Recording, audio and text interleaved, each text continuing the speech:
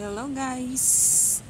For today's video nga pala, magluluto tayo ngayon ng Graham de Leche. Ayan!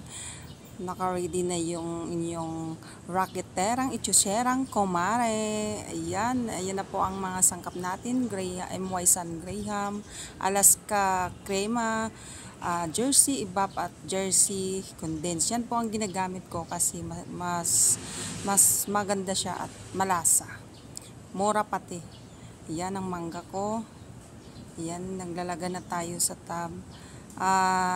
Inano ko na pala, minimix ko na yung yung evap, condense at crema para malalasa talaga, yung pantay-pantay yung pagka niya sa lasa, hindi yung may tabang, may tamis, kaya minimix ko na.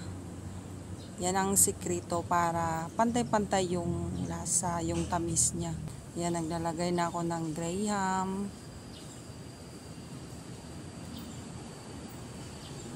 Yan. Kaya yan ang gamit ko na Alaska Crema kasi maganda yung texture na, hindi tulad ng ibang brand na Pero kahit ano naman ang gusto nyong gamitin, wala namang problema. Sa akin lang naman ito.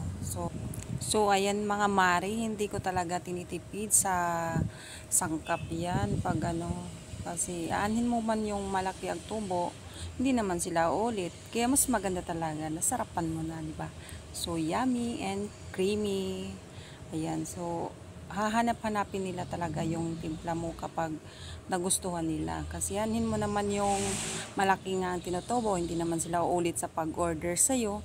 So wala din. So ganyan, dapat sulit yung yung negosyo talaga. Pag negosyo, yan, uulit-ulitin yan nila, o-order sila.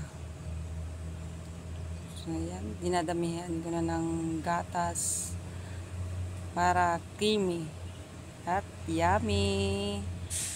Yon, sarap.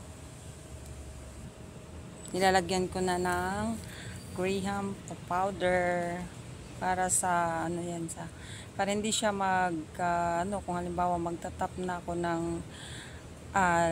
leche plan, so hindi siya halimbawa yung gatas niya hindi agad mag-mix.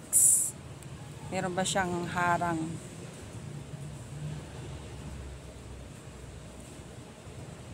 Yan, dinadamihan ko na.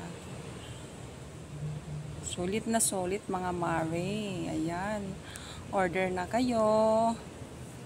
Ayan. Pagpasensyahan nyo na yung taga-video ko dyan. Medyo malikot yung kamay.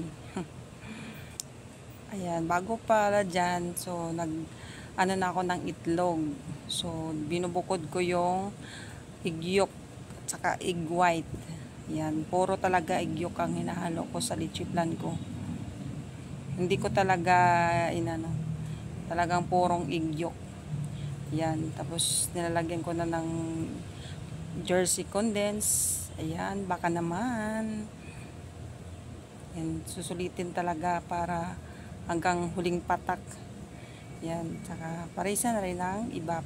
Kung ilan ang bilang ng condensed, yun din ang bilang ng evap.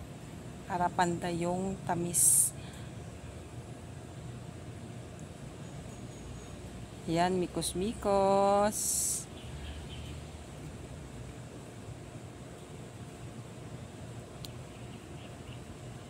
Yan ako. Habang nag-ano na ako niyan, so nag-ano na ako ng syrup. Nagagawa na ako. Yan, isa-isahin talaga para sa lanera. Yan, yan ang ginagawa. Tapos naglalagay na sa steamer. Yan, kailangan takpan para hindi siya malagyan ng pagsisinga, pagkukulo kasi siya, may mga di talaga maiwasan ng ng tubig. Kaya para iwas mahaluan, ganyan, tatakpan mo siya. Kahit ano naman lalagay mo. Pwede rin balutin mo siya ng plastic. Ayan. Sa akin minsan, plastic din binabalot ko siya. Para sure na hindi talaga mapasukan ng tubig. Ayan.